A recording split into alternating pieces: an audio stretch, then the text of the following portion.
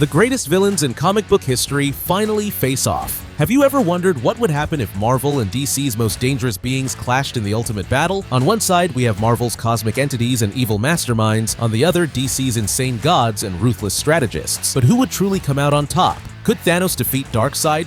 Would the Joker stand a chance against Carnage? Get ready for epic battles and brutal analysis in this insane video, featuring the most unexpected matchups. In the end, who will rack up the most victories? DC or Marvel?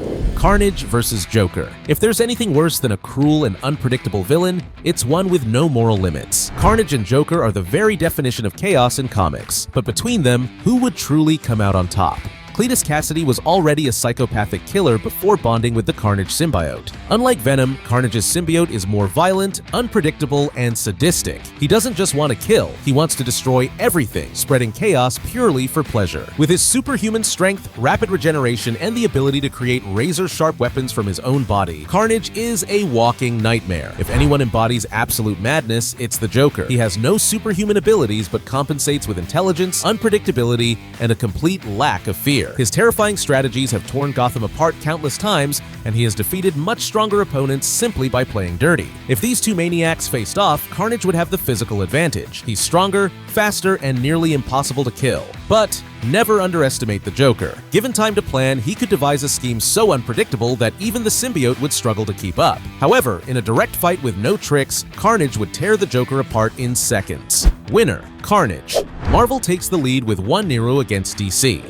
Hulk versus Doomsday. If there's one battle that would push raw strength to its absolute limits, it's Hulk vs. Doomsday. These two are destruction machines with accelerated regeneration and near infinite durability. But if they ever collided, who would emerge victorious? Doomsday is one of the deadliest creatures in the DC universe. Created thousands of years ago on Krypton, he underwent a brutal process of forced evolution, killed and resurrected repeatedly until he became the ultimate weapon. His body is nearly indestructible, he adapts to any attack, and he proved his strength by killing Superman in a brutal showdown. Every time Doomsday dies, he returns even stronger, immune to what previously defeated him. Hulk may start a fight at a disadvantage, but his strength never stops increasing. The angrier he gets, the more powerful he becomes. He has fought gods, cosmic beings, and interdimensional entities, and won. His most extreme forms, like Worldbreaker Hulk, can destroy entire planets with a single blow. This battle could last days, maybe even years, as both possess insane regeneration and unfathomable durability. At first, Doomsday would have the upper hand due to his experience and instant adaptation. However, Hulk has no power limit. Even if Doomsday adapted to Hulk's attacks, the Emerald Giant's growing rage would eventually surpass him. The decisive factor would be Doomsday's infinite evolution versus Hulk's infinite fury. However, Hulk has one advantage. He doesn't rely on a single attack method, he just keeps getting stronger. If the fight dragged on long enough, Hulk would eventually destroy Doomsday beyond the point of regeneration. Winner: Hulk. Marvel extends its lead to 2-0 against DC. Loki versus Lex Luthor. They say intelligence is the deadliest weapon, and no one embodies that more than Loki and Lex Luthor. Both are master manipulators, brilliant strategists, and always one step ahead of their enemies. But if they clashed, who would come out on top? As Odin's adopted son, Loki is one of Asgard's most cunning gods. He wields sorcery, can create illusions, teleport, and even shapeshift at will. Plus, he's incredibly hard to kill, having returned from death countless times. Even when defeated, Loki always has a backup plan, or several. His greatest weapon? Tricking his enemies into destroying themselves. Lex Luthor has no superpowers, but he is one of DC's greatest minds. He has built armor strong enough to fight Superman head-on and has manipulated even cosmic beings to achieve his goals. His obsession with winning at all costs makes him one of the deadliest strategists in the DC universe. This would be a battle of minds. In a direct fight, Loki would have the advantage, as his magic and immortality would make Luthor vulnerable. However, given time to prepare, Lex could find a way to counter Loki's powers, perhaps even using stolen Asgardian technology or forming an alliance with another powerful being. But here's the problem for Lex. Loki never plays fair. Even if Luthor captured or killed him, the chances of it being just another illusion from the god of mischief are extremely high. In the end, Loki always finds a way to turn the tables, even when he seems defeated. Winner: Loki. Marvel leads 3-0. Magneto versus Sinestro. What happens when one of Marvel's most powerful mutants faces off against one of the greatest Yellow Lanterns in history? Magneto and Sinestro are both masters of their respective forces, capable of bending metal and fear to their will. But who would win in the ultimate showdown? Magneto, also known as Eric Lensher, is an Omega-level mutant with the ability to control magnetic fields on a global scale. He can manipulate metals, create impenetrable shields, unleash electromagnetic pulses that disable technology, and even move entire planets. Beyond his sheer power, Magneto is a brilliant strategist and a relentless leader, with an unshakable vision of mutant supremacy. Sinestro was once one of the greatest Green Lanterns, but his obsession with absolute order led him to become the fear-powered warrior of the Sinestro Corps. His yellow power ring grants him nearly limitless abilities, allowing him to create energy constructs of any shape, fly through space, and strike with force strong enough to battle Superman. Additionally, Sinestro grows stronger from the fear of his enemies, making him even deadlier against those who hesitate. At first glance, Magneto might seem to have the advantage. His magnetic control could crush Sinestro's armor, disable any metallic technology nearby, and even interfere with electromagnetic fields. However, the yellow power ring doesn't rely on metal or electricity. It's fueled by pure willpower and fear. That said, Magneto has battled and defeated cosmic-level beings before, meaning he wouldn't go down easily. But here's the key factor. Sinestro isn't just powerful, he's a psychological manipulator. If he could exploit Magneto's fears, such as his traumatic childhood or his doubts about mutant survival, he could weaken the mutant leader's mind, making him vulnerable to a direct attack. In the end, while Magneto is a colossal threat, the power of fear and the cosmic nature of the Yellow Ring would give Sinestro the final edge. Winner is Sinestro, Marvel 3 DC 1. DC is still in the game and hungry for victory.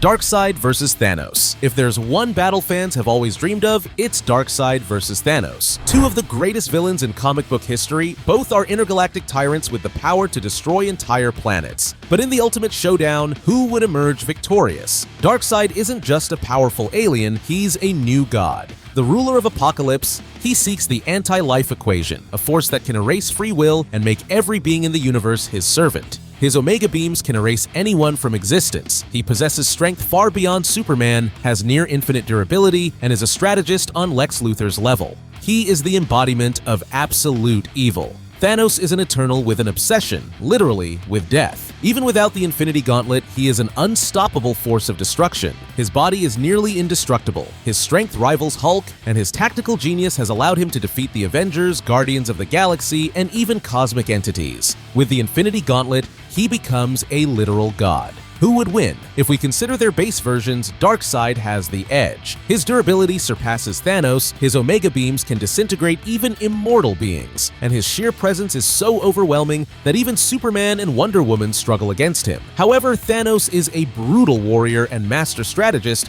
who would use any dirty tactic necessary to win. But here's the key difference. Darkseid never fights personally at first. He sends armies, conquers worlds, and only steps in when he is certain of victory. And when he does fight, there's no escape. If Thanos had the Infinity Gauntlet, it would be a different story. With the stones, he could rewrite reality, erase Darkseid from existence, or enslave him. But without them, Thanos simply wouldn't be able to withstand Darkseid's raw power. Winner is Darkseid, and the score is now Marvel 3 DC 2. Annihilus vs. Anti-Monitor. When it comes to cosmic destruction, few names are as terrifying as Annihilus and Anti-Monitor. Both have wiped out entire civilizations and threatened the very fabric of existence. But in a one-on-one battle, who would reign supreme? Annihilus is one of the most lethal beings in the Marvel Universe. The ruler of the Negative Zone, he wields the Cosmic Control Rod, a weapon that grants him superhuman strength, flight, near unlimited durability, and the power to destroy entire galaxies. But his greatest weapon is the Annihilation Wave, an endless swarm of deadly creatures so vast that it has devastated entire empires, including the Skrulls and the Kree. The Anti-Monitor is a DC entity beyond mortal comprehension. Born from antimatter, he is a cosmic force that devours entire realities. During Crisis on Infinite Earths, he erased thousands of universes, reshaping the DC multiverse. His antimatter energy can obliterate any form of life or matter, making him one of the most powerful beings ever created. Annihilus is an unstoppable warlord, and his Annihilation Wave has erased entire galactic civilizations. But Anti-Monitor operates on an entirely different level. He doesn't destroy civilizations, he devours entire universes. His power is simply beyond comprehension, requiring an alliance of cosmic beings and heroes just to slow him down. Even if Annihilus used his advanced technology and intelligence to find a weakness, nothing in his arsenal would be enough to defeat a being capable of wiping out entire realities with ease. Winner is Anti-Monitor, Marvel 3, DC 3. We have a tie. With 2 battles left, who will claim ultimate victory?